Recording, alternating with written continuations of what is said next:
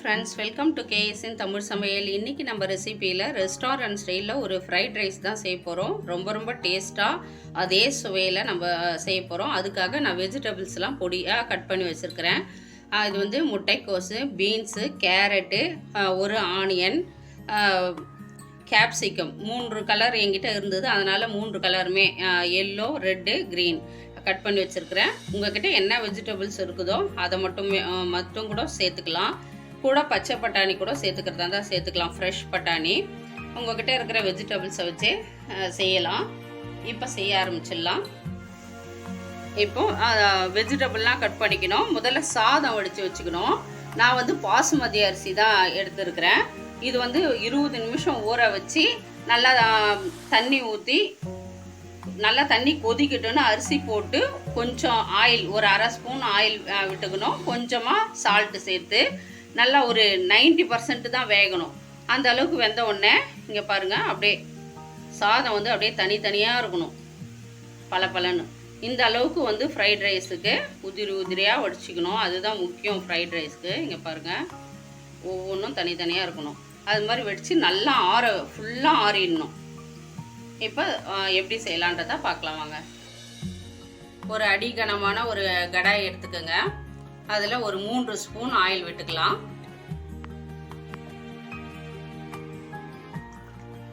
இப்போ ஆயில் காஞ்சிடுச்சு. இதில் வந்து 1 ஸ்பூனுக்கு இஞ்சும் பூண்டும் நல்லா சாப் பண்ணி வச்சுருக்கிறேன். நல்லா தூளாக நறுக்கி வச்சுருக்கிறேன். அதை சேர்த்துடலாம். இப்போ இந்த பூண்டா கூட ஆனியன் மட்டும் ஃபஸ்ட்டு சேர்த்துடலாம். சேர்த்துட்டு 1 நிமிஷம் அப்படி வதக்கி கொடுத்துக்கலாம்.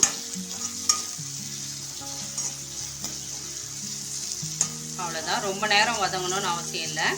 இப்போ எல்லா வெஜிடபிள்ஸையும் சேர்த்துடலாம். இதில் பீன்ஸு, கேரட், முட்டைக்கோஸ், கேப்சிகம்,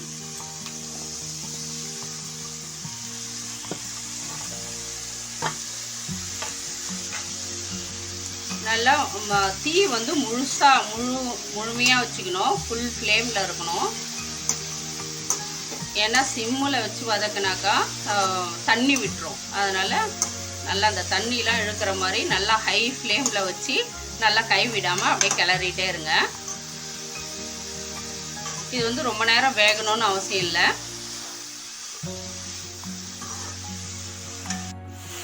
நல்லா இப்படி கிளறி விட்டுட்டே இருக்கணும். நம்ம ஃபுல் ஃப்ளேமில் விடுறதால அடி பிடிக்கிறதுக்கு சான்சஸ் இருக்குது. அதனால தான் அடி கனமான ஒரு வானல் எடுத்துக்கணும். அவ்வளோதான், இந்த அளவுக்கு வதக்கினாலே போதும். ஒரு 80% தான் காயெல்லாம் வெந்திருக்கணும்.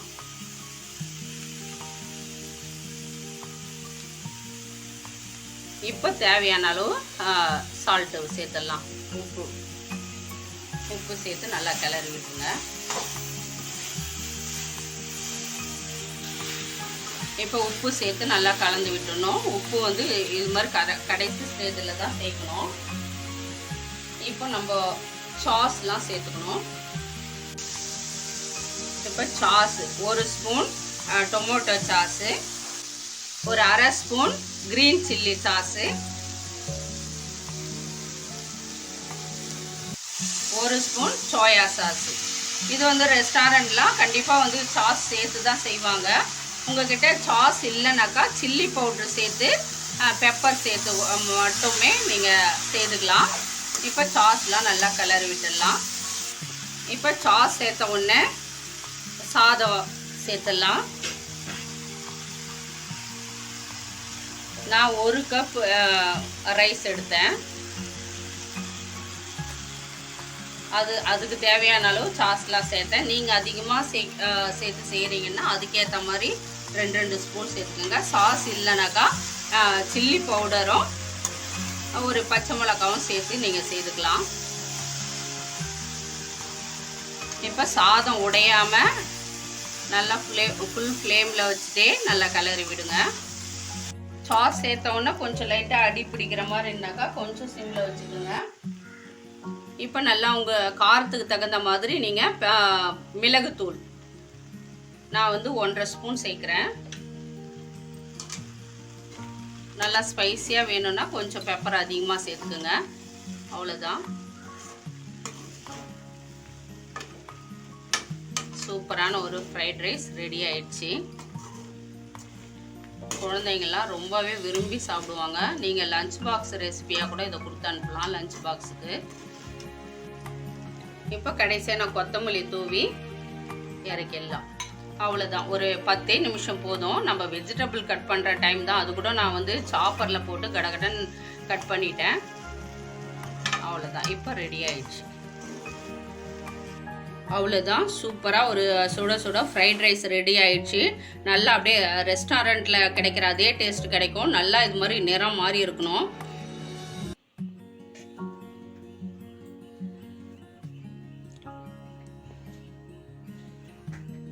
சூப்பராக இருக்குது. அப்படியே வீட்டில் பசங்களுக்கெல்லாம் சாஸ்னால் ரொம்ப பிடிக்கும். நீங்கள் சாஸோட பரிமாறலாம்.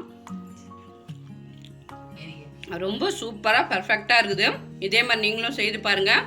நம்ம சேனலை மறக்காமல் சப்ஸ்கிரைப் பண்ணிக்கோங்க. தேங்க்யூ ஃபார் வாட்சிங்.